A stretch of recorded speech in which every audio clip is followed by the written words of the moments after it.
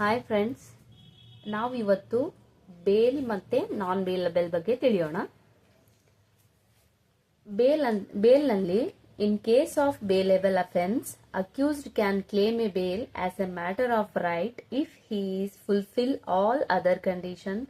Court or officers in charge of police station can not deny a bail. ಅಂದ್ರೆ ಇಲ್ಲಿ bailable offence ನಲ್ಲಿ ಇದು ಒಂದು ನಾವು ಮ್ಯಾಟರ್ ಆಫ್ ರೈಟ್ ತರ, ಇದು ನಮ್ಮ ಹಕ್ಕಿನ ತರ ನಾವು ಇಲ್ಲಿ ಬೇಲ್ ಅನ್ನು ಕೇಳುವ ಅವಕಾಶವಿರುತ್ತದೆ. ಇಲ್ಲಿ ಯಾವುದೇ ಕೋರ್ಟ್ ಆಗ್ಲಿ ಅಥವಾ ಆಫೀಸರ್ ಯಾರಿರ್ತಾರೆ in charge of police station ಅವರಾಗ್ಲಿ ನಮ್ಗೆ ಡಿನೈ ಮಾಡೋ ಹಾಗಿಲ್ಲ, ಅವರು ಬೇಲ್ ಕೊಡ್ಲೇಬೇಕು. ಸೆಕೆಂಡ್ ವಿಷಯ ಏನಂತಂದ್ರೆ ಇಲ್ಲಿ in case of bailable offence there is no provision for anticipatory bail. Friends, ಇಲ್ಲಿ ಆಂಟಿಸಿಪೇಟರಿ ಬೇಲ್ ಅಂತಂದ್ರೆ ಯಾವಾಗ ಒಬ್ಬ ವ್ಯಕ್ತಿ ಅಪರಾಧ ಮಾಡಿದಾಗ ಅವನಿಗೆ ಬಂಧನ ಆಗುವ ಭೀತಿ ಇರುತ್ತೋ ಆ ವ್ಯಕ್ತಿಗೆ ನ್ಯಾಯಾಲಯ ಕೊಡುವ ಬೇಲ್ ಆಗಿರುತ್ತೆ. ಈ ಬೇಲ್ ಪ್ರೊವಿಷನ್ ಈ ಬೇಲೇಬಲ್ ಅಫೆನ್ಸ್ ಅಲ್ಲಿ ಬರಲ್ಲ. ಈ ಬೇಲೇಬಲ್ ಅಫೆನ್ಸ್ ಬೇಲ್ ಅನ್ನ ನಾವು section 2 sub class C of BNSS ಅಲ್ಲಿ ನಾವು ನೋಡ್ತೀವಿ.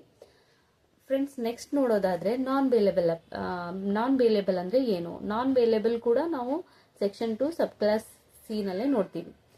ಫಸ್ಟ್ ಅಲ್ಲಿ ನಾವೇನ್ ನೋಡ್ತೀವಿ ಅಂತಂದ್ರೆ in case of non bailable offences accused can not claim a bail as a matter of right. Court or officer in charge of police station may grant a bail. ಅಂದ್ರೆ ಇಲ್ಲಿ ನಾವು ಯಾವುದೇ ಕಾರಣಕ್ಕೂ ಬೇಲ್ ಅನ್ನ as a matter of right ತರ claim ಮಾಡಕ್ಕೆ ಬರೋದಿಲ್ಲ. ಇಲ್ಲಿ ಕೋರ್ಟ್, ನ್ಯಾಯಾಲಯ ಮತ್ತೆ officer in charge of police station ಅವರು ನಮಗೆ ಬೇಲ್ ಕೊಡ್ಬೇಕಾ ಕೊಡಬಾರ್ದಾ ಅಫೆನ್ಸಸ್ ಮೇಲೆ ಡಿಪೆಂಡ್ ಮಾಡಿ ಅವರು ಡಿಸಿಷನ್ ಮಾಡೋದಿರುತ್ತೆ. ಎರಡನೇದಾಗಿ in case of non bailable offences there is a provision for anticipatory bail. ಈ ನಾನ್ ಬೇಲೇಬಲ್ ಅಫೆನ್ಸಸ್ ಅಲ್ಲಿ ನಾವು ಪ್ರೊವಿಷನ್ ಆಫ್ ಆಂಟಿಸಿಪೇಟರಿ ಬೇಲ್ ಅನ್ನು ನಾವು ನೋಡಬಹುದು.